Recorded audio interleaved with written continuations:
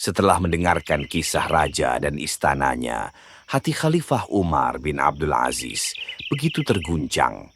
Kisah itu menancap dalam hatinya hingga beliau merasa ingin meninggalkan kekhalifahannya.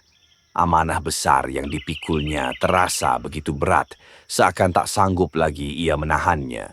Aun bin Abdullah yang menyampaikan kisah itu kemudian mengabarkan keadaan Umar bin Abdul Aziz kepada Maslamah bin Abdul Malik, salah seorang gubernur Bani Umayyah sekaligus sepupu sang khalifah. Maka datanglah Maslamah menemui Umar. Beliau pun menceritakan kegelisahan hatinya dengan suara penuh tekanan. "Celaka engkau, wahai Maslamah. Bagaimana menurutmu tentang seseorang yang diberikan mandat besar, lalu ia tak mampu memikulnya, hingga ia memilih untuk lari menuju Rabb-Nya Azza wa Jalla?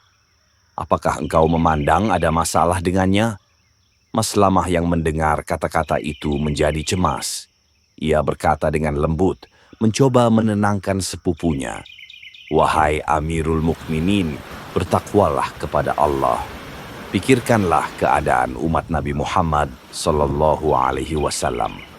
Bila Paduka benar-benar melepaskan jabatan ini, apa yang akan terjadi pada umat? Mereka akan saling berselisih, saling memerangi dan menumpahkan darah." Namun Umar kembali berkata dengan penuh rasa sesak, "Celaka engkau, Maslamah. Aku telah diberikan mandat yang tak sanggup kupikul." Beliau mengulang-ulang kalimat itu, menunjukkan betapa berat beban yang dipikulnya sebagai khalifah. Raut wajah beliau berubah, seakan tubuhnya diguncang oleh rasa takut kepada Allah. Melihat hal itu, Maslamah berusaha menenangkan. Ia menyenandungkan bait-bait syair, menenangkan suasana hati sepupunya, hingga akhirnya hati Umar bin Abdul Aziz sedikit demi sedikit menjadi tenang. Kitab At-Tawabin, halaman 84, karya Al-Imam Muwafiquddin Abu Muhammad Abdullah bin Ahmad ibnu Qudamah Al-Maqdisi rahimahullah. Pelajaran berharga dari kisah sang raja dan istananya. 1. Kesempurnaan dunia hanyalah semu. Istana yang megah sekalipun tetap memiliki kekurangan. Ia akan hancur dan pemiliknya akan mati. Dunia tidak ada yang abadi. 2. Kebenaran tidak selalu sama dengan mayoritas. Semua tamu mengatakan istana ini sempurna. Hanya sekelompok pemuda yang berani berkata jujur tentang dua aib besar. Terkadang kebenaran datang dari sedikit orang, bukan dari suara terbanyak. 3. Kematian adalah kepastian. Sebesar apapun kekuasaan dan kemewahan, ajal pasti datang. Ingatan akan kematian membuat hati lebih rendah dan tidak sombong. 4. Istana akhirat lebih utama. Dunia hanya sementara, sedangkan kehidupan akhiratlah yang kekal.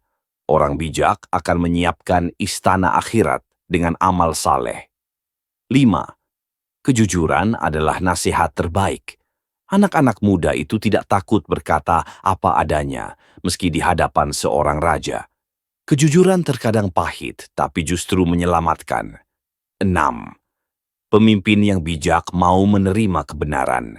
Raja dalam kisah ini tidak marah ketika dikritik, tetapi justru mencari kebenaran dan mengikuti nasihat itu. Pemimpin sejati adalah yang terbuka terhadap kebenaran. 7. Jangan tertipu oleh kedudukan. Raja akhirnya menyadari bahwa kemuliaan yang diterimanya bukan karena dirinya, tetapi karena kedudukannya. Kedudukan bisa hilang, yang tersisa hanyalah amal. 8. Hidup sederhana lebih menenangkan. Raja akhirnya rela meninggalkan kemegahan istana demi bersama orang-orang yang mengingatkan akhirat. Kebahagiaan sejati bukan pada harta atau istana, tetapi hati yang tenang. Jangan lupa like, share, dan subscribe supaya lebih banyak yang mendapat manfaat dari kisah ini. Ken Salaf, wassalamualaikum warahmatullahi wabarakatuh.